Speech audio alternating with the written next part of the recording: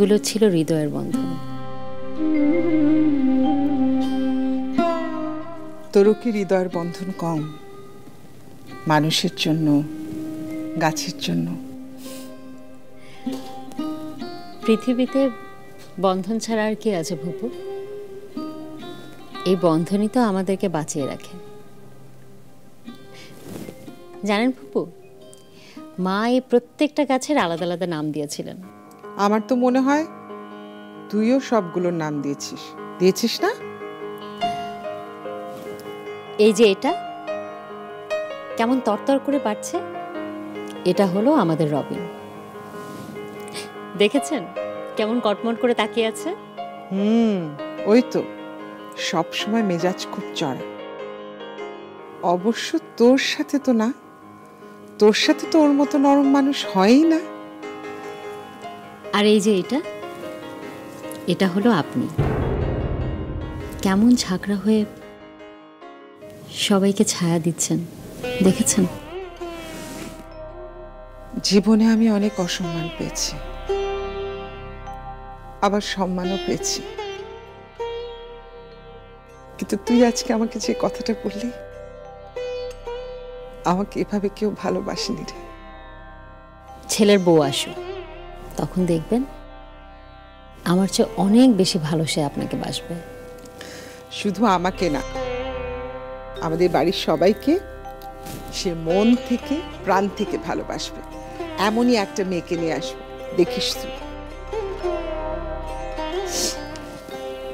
আচ্ছা শোন না, ওই মায়া মেয়েটাকে আমার একদম পছন্দ হয়নি। তুই কিন্তু এই বাড়িতে ওকে আর আনবি না। আর ইমরানের ধারে কাছেও ঘেঁষতে দিবি না। আপনি অযথা চিন্তা করছেন ফুপু, মেয়েটা অনেক ভালো।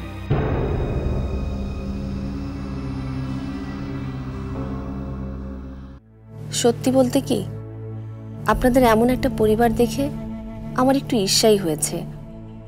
মানুষ এখনো এমনভাবে বাঁচতে পারে, মানুষ এখনো এতটা স্বার্থত্যাগ করতে পারে।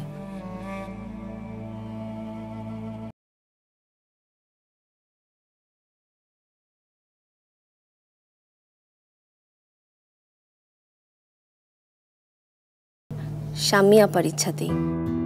মোয়ের হয়তো অন্য কিছু দেওয়ার ছিল, কিন্তু সমস্ত ভালোবাসা পেলেও হয়তো তার যা দেওয়ার কথা ছিল তা দেয়া হয়নি। তার আগেই তাকে চলে যেতে হয়েছে।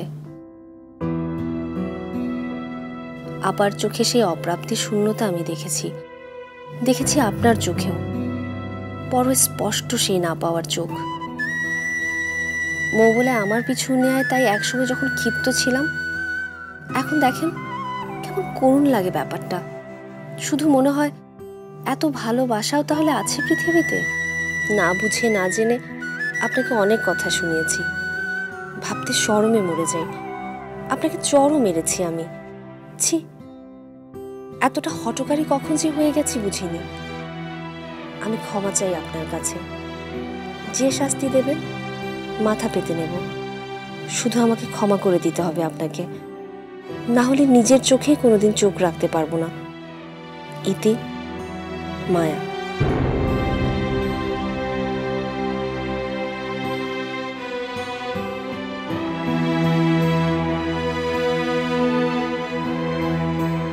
আমার নাম্বার দিয়ে রাখলাম, যদি ক্ষমা করেন তাহলে একবার এই নাম্বারে